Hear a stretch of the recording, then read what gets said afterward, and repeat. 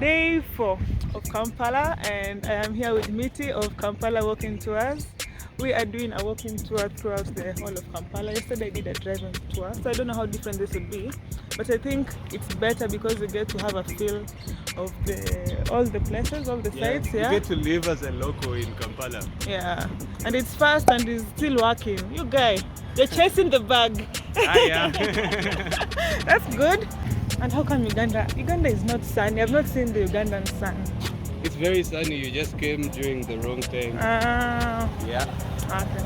Like you will see, even in Kenya, physical features and landmarks were named after Muzungus. Yeah. Or they were named words that Muzungus could English names, yeah. Because they couldn't pronounce our local names. Yeah. So when they came here and they found a green hill, yeah, that had a lot of impalas, where the king of Uganda, the Buganda kingdom, used to go and hunt. They asked us, what's the name of the hill? We told them it's called Akasozika Impala, which means hill of impalas. Yes. The Zungus were like, we're not going to say that.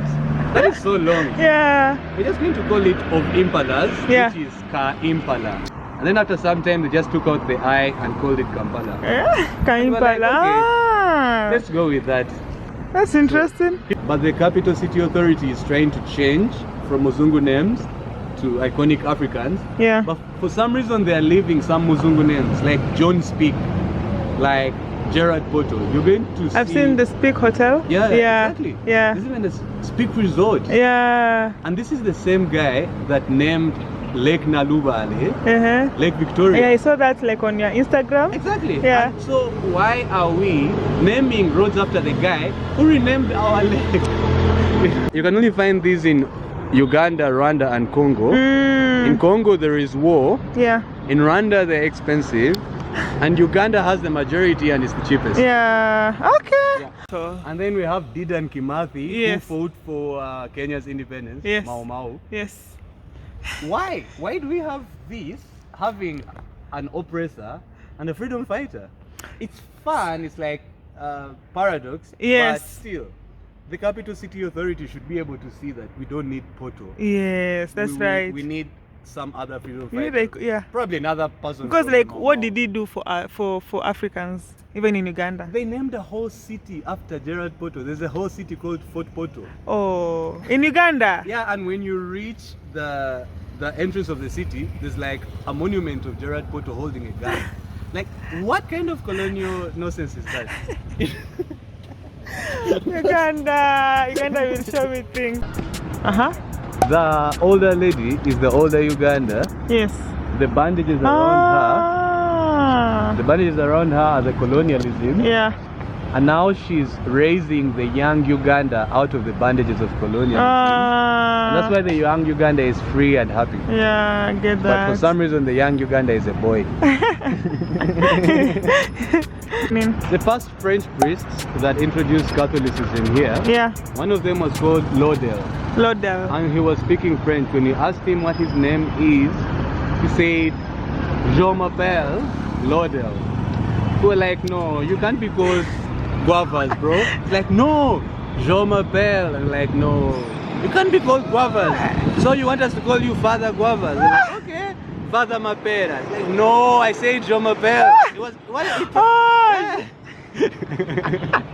So fast forward to the early 2000s, yeah, the Catholic Church built a structure for its bank. Yeah. And it named it Centenary Bank? Yeah. And it named it Guavas after Father Guavas. Why? Because he said Je m'appelle. Even us, we told them Akasozika Impala. Yeah. And they just called it. Yeah.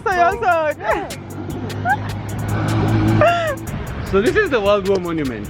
World War Monument. I had already explained, like, we participated in the World War on behalf of our colonizers. Yes. And in my view, this is even worse than slavery. Because with slavery... Why are you fighting for the colonizers? Exactly. And you even die for them. Yeah. What's the point? Like, what are we getting in return? They actually never even acknowledged the guys that died, because this monument should at least be having the names of the dead veterans. What's that? That's a marabout. Marabou. It's a scavenger. It's called a marabou stock. Okay, yeah. They hope to clean the city because our dustbin culture is not so good. So they eat up the rotten stuff. So they were brought in manually? No, they weren't brought in, but scientifically they shouldn't be chased out. Oh yeah, that's right. Yeah. So you're saying there are no names of the ones who fought in the war, which is interesting because in Mombasa and Nairobi, I think we have... No, do we have the names? I think we do have the names. We even have the graveside. The gravesites with the names. Ours were not documented to that extent. Is it even, are they even Africans or the whites? I don't know. I'm going to confirm. I've never been stalking the names which are on. Maybe they're even white. Yes, exactly. So before we went to fight in the world wars, we used to think about Muzungus as superior. Yeah. We used to think that they're closer to God and that they brought the light, they brought Christianity. And we never knew subtle things about them like death. Yeah. Like that they also fall sick. We thought that Muzungus don't fall sick. Yeah. And they don't die. Yes. And that they have no flaw. Until we went to fight alongside them in the world wars. And on the battlefields, they were bleeding and dying. And they were calling us, hey brother, help me. And we're like, wait a minute, you're the master, I'm the slave. We're not brothers. Yes. And so our minds were demystified of this image of Muzungus that we had. And that is why when we came back, we told people like Kimathi and his friends. Yeah. We told them, hey, these Muzungus die. Yeah. These Muzungus have ammunition that could kill all of us in a few seconds. Yes. So the earlier the better. Learn how to use these guns and take over your country, you know? Yeah. And then that created pressure for the colonial government. And so after the Second World War, you had a wave of rebellions and a wave of independence declarations because the Muzungus were scared. This is nice. These are Ugandans also visiting. And it looks like father and son. Yeah, that's really nice. Something you see normally. Yeah, that's a good thing. This is the High Court of Uganda. Oh wow, it looks huge. I think yesterday when I was being shown, I didn't see it as being this huge. Yeah. Wow, this is what? The High Court. You probably saw it from the front or from the side. But does it even work for you guys? Well, it works for the executive. Do you have one Ugandan sound? Exactly, that's what I was going to. We don't. So if we had a sound, like you see, West Africa has Afrobeats and South Africa has a Mapeera. And I don't know, Tanzania has like bongo flavor. Yeah. And then you guys have whatever. Gengeton. Yeah. And here we don't have anything. Uganda is the most gullible nation, I think. Like we follow trends. Whatever trend comes. Yeah. You know? We are making Amapiano songs even more than South Africa. The biggest art and crafts market in Uganda.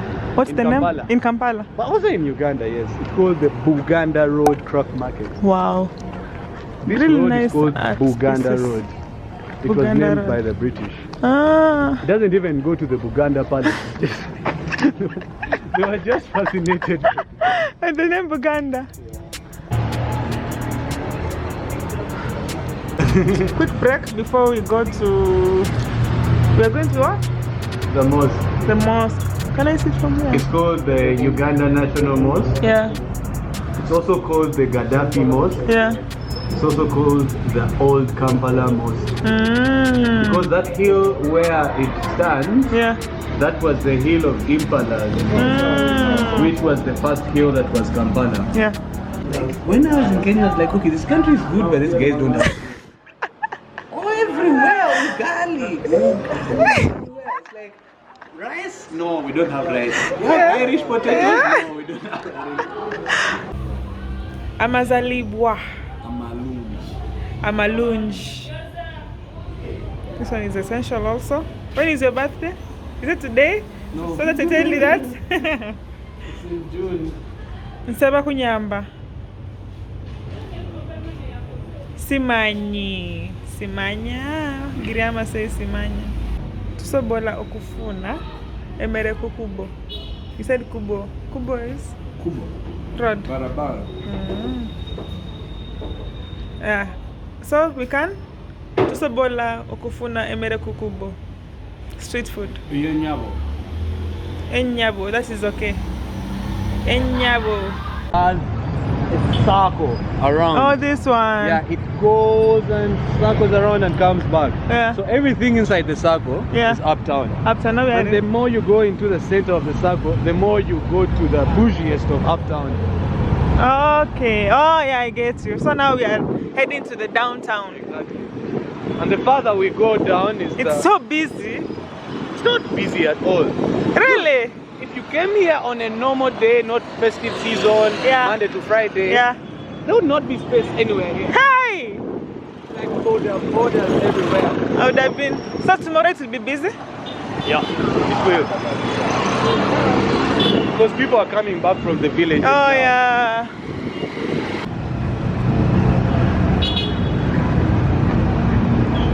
There was more graffiti about freeing Bobby Wine, but it was removed. It was removed, yeah? And they took over these parts of Kampala. Like you can see Kumar, Shama. Yeah. Look at all that. Everything is, even the apartments, all the apartments is Indians staying here. We are within old Kampala. Yeah? This is where the first town of Kampala was. Yes, it was the first hill. The first hill. That was Kampala. Ah. Interesting. So it's giving old town vibes, eh? It's like old town of Mombasa. The first what again? The first brick building. So before this building was built, we used to build with mud and wattle and grass thatched roofs. Yeah. And then the Mzungus came and discovered this hill. Yes. And the Impala Hill. The Impala Hill, This hill was full of impalas. Yeah. It was green and it didn't have any structures like this. Yeah. So this building was the very first brick building to be built in Uganda. And it's the old British colonial administration building. Okay. So this is where the British colonialists used to settle and plan on how to colonize us. Interesting. So this is where the evil plans used to take place from. Yeah. Is this Fort Luggard? Yeah. It's named after Frederick Luggard. Yeah. Who was the British soldier put in charge of colonizing Uganda. Yeah. By the Imperial British East African Company. Ah.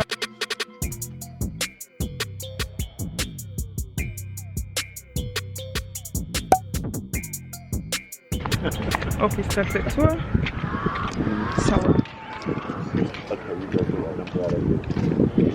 In 1972, Uganda was under the leadership of Idi Amin Dada. He was the third president to rule Uganda. And by the time he became president, the Islamic community in Uganda did not have a big worshipping center.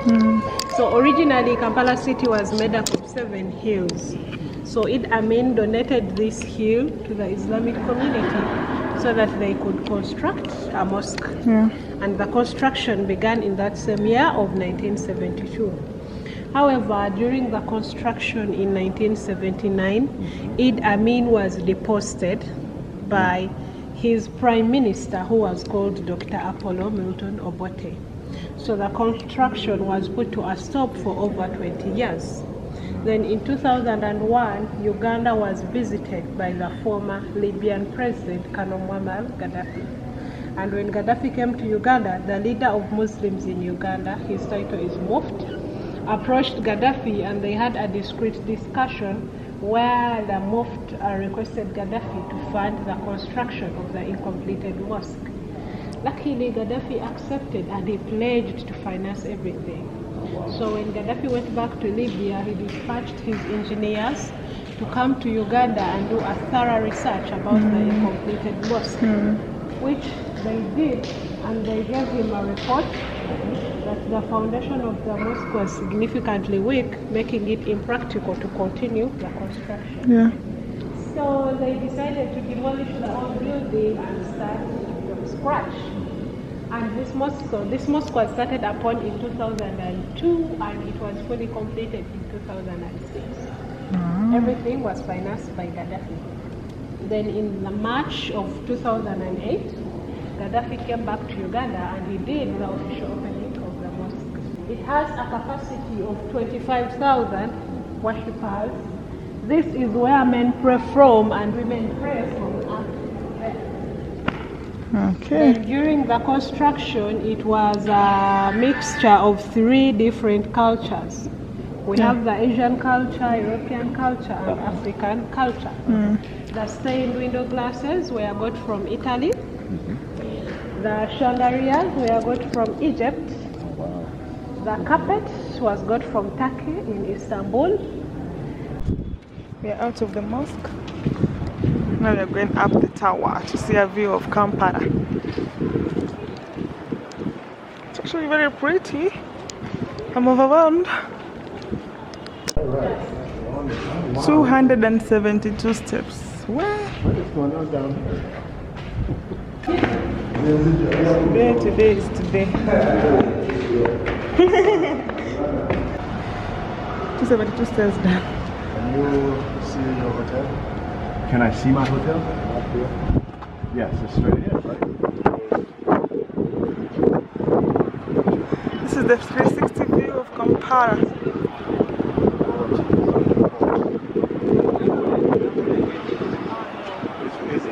Right there? That's it? Behind the green one. Striped green. Oh, there.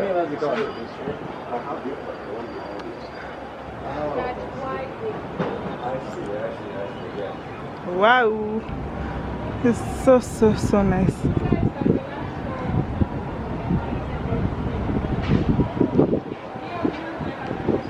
Building at the extreme end of the road. Yeah.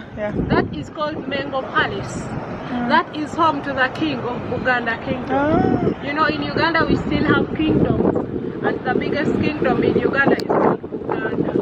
So that used to be home to the king of Uganda. Until the 1970s when that is called St. Mary's Luggard Cathedral. That is the biggest and oldest Roman Catholic cathedral we have in Uganda.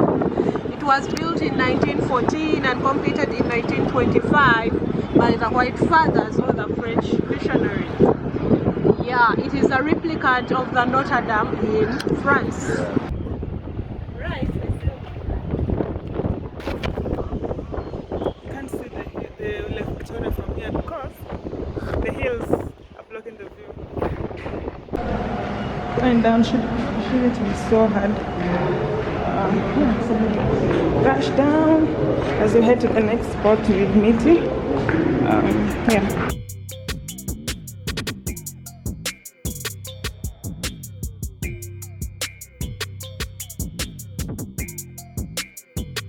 Yeah, this little. So on Peka You said it's fried corn. Yeah, it's fried corn. Okay.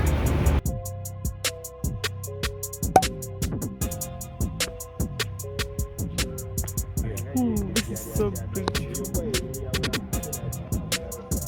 So we've been told we can't enter the church because the tourism office is closed. which is so vexed. Seriously. It's okay, but it's so grand. It's a cathedral and the doors are open to the church, but we're not allowed to get in. Pretty sad. Yeah. But this is normal services usually go on. Yeah. Wow, and they can't allow us to get in. It's okay. So grand. It's okay. I'm just okay because at this point I'm so tired. I'm just glad to have seen it, the architecture and all. But the that. only thing I can tell you is that guy refused me to enter because I do not look like the kind of person who would come to church to pray. Yeah. If I was tucking in and cutting my hair and whatever, and then I'm so humble and I talk to him like he's my dad, he would have let me enter. I know that. Church is right there. And the views are there. So we are off? Yeah, because that guy just killed my vibe.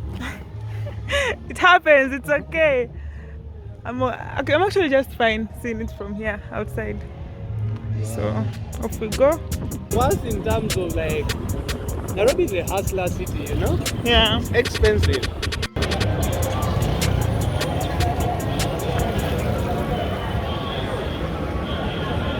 This is like, it's like Nairobi.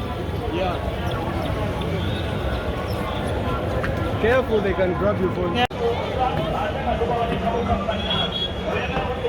So exhausted. Ah! It's still going. Oh my days. So normally, That is the taxi park? yeah, we're going to eat from that building, but Okay. on the other side where there's a balcony. Okay. So this is usually looking way better when it's very crowded. Okay. Yeah. This is not crowded. This is not crowded. This is people have gone out of the city. What? Yeah. This is like a Sunday afternoon or something. Yeah. Because it's a holiday. Yeah. You can see the arcades are closed. Yeah, yeah. Many places are closed. This is nothing. Do Actually, you have this- like a photo of when it was crowded? Yeah. Okay, this is also not very This crowded. is not very crowded. Let me get another photo. Okay. Wait. You're going to see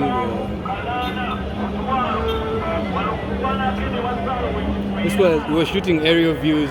Those are like some photographers I brought. And the next clip.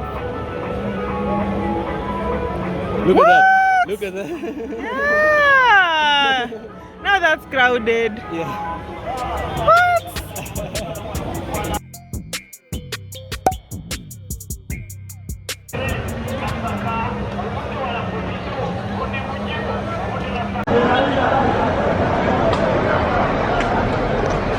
So we are over here. Show them those photos I took of you. Ah. Okay, wait. Wait. Okay, yeah. Woo!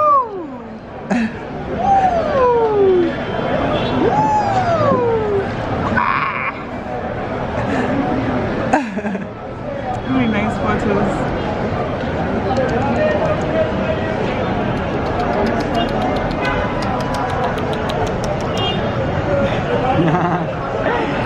Alright, so we are done with the tour, yes? Yeah. We So are. exhausted.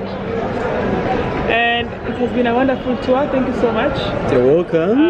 We're at the old taxi park, which is one spot where you just have to come to if you're in Kampala. It's the postcard view of Kampala. Ah, yeah. And for context, it is now 6:24 p.m. We started this tour at 11:30 a.m. Time has moved so fast. And you don't even I realize. don't even realize. It's like I've been hanging out with this guy like he's an old friend. Yeah, but I'm so exhausted. Please. But it's a nice tour. If someone comes to Kampala, if you come to Kampala, Tembea Kampala Kampala Walking Tours. Walking Tours. Yes. It's nice that you included Swahili. Yeah. So this is a gentrified Rolex. Ah, Gentrified Rolex. Yeah. Normally a Rolex is supposed to be a street food Yeah. that doesn't have any side stuff like cabbage or whatever. Yeah. And normally you don't eat a Rolex with a knife and a fork. Oh yeah, I get it. You eat it with. Yes. Yeah. But this particular one is gentrified because Rolexes have been adopted by people who can afford real food. Yeah. At first, they were for people who can't afford real Oh food. yes. But now, because these guys are bougie and they like to enjoy it, then they eat it with a knife. But normally, you But I'll just eat it with my hands. I'll wash my hands over there. the Acacia Villa. I think it's cheap. It is cheap. I know cheaper. That is exactly like Acacia Villa. How much? Like 30. I'm back at Acacia Villa and I'm just taking in the views. I was back a while back really. It's because now it's 10 p.m. and I'm just taking in the views. This is the last night that I'll be in Uganda. So I have sat here for like 30 minutes. Just catching up on my WhatsApp, Instagram, and right now I'm doing YouTube, checking out some videos, and then I go inside.